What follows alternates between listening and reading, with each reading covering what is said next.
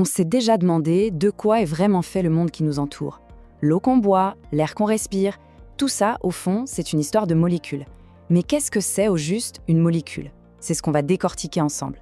Pour bien comprendre, il faut commencer par le commencement, par la question la plus simple, mais aussi la plus essentielle. C'est quoi une molécule? Ça a l'air tout bête comme question, hein. Et pourtant la réponse, c'est la base de toute la chimie.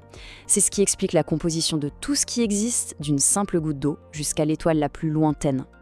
Allez, c'est parti. On ne va pas juste se contenter de lire une définition. Non, on va la décortiquer ensemble, morceau par morceau, pour que tout devienne parfaitement clair. Alors voilà la définition de base. Un ensemble d'atomes, au moins deux, identiques ou non. Ça paraît simple comme ça, n'est-ce pas? Mais en réalité, cette petite phrase est comme un oignon. Elle a plusieurs couches.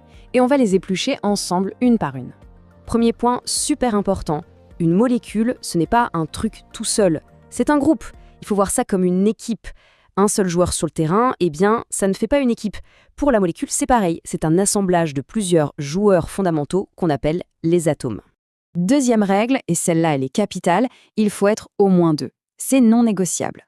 On ne peut pas danser une valse en solo, on est bien d'accord? Eh bien, pour une molécule, c'est exactement ça. Un atome tout seul, c'est un atome, mais à partir de deux, là, l'histoire commence.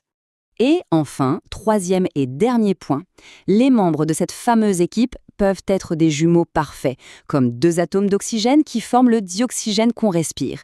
Ou alors, ils peuvent être des partenaires complètement différents, comme le sodium et le chlore, qui forment le sel de table. Dans les deux cas, ça marche. On a bien une molécule. Bon, à cette théorie. Le mieux, c'est de voir comment ça s'applique dans la vie de tous les jours. On serait surpris de voir à quel point les molécules sont partout autour de nous. L'eau, le dioxyde de carbone, le méthane, ça nous dit quelque chose, évidemment. Ce sont tous des exemples parfaits de molécules. Allez, regardons-les d'un peu plus près. Prenons l'eau, un grand classique. Sa formule, c'est H2O. Qu'est-ce que ça veut dire? Deux atomes d'hydrogène pour un atome d'oxygène. Ils sont plus de deux et ils sont différents. Bingo, l'eau est bel et bien une molécule. Et le gaz qu'on expire, là, maintenant, c'est du dioxyde de carbone, le fameux CO2. Un atome de carbone et deux atomes d'oxygène. C'est une molécule qu'on fabrique sans même y penser, à chaque seconde. Passons au méthane, le gaz naturel qui chauffe peut-être nos maisons. Sa formule, CH4. On a un atome de carbone, tranquillement entouré par 4 atomes d'hydrogène. Une molécule toute simple, mais très efficace. Et pour finir, un cas d'école, l'acide chlorhydrique, HCl. Juste un atome d'hydrogène et un atome de chlore. C'est le duo minimum, le strict nécessaire pour former une molécule. Mais ça suffit. Comme quoi, la taille ne fait pas tout. Ok, après avoir vu tout ça, si on devait résumer l'idée en une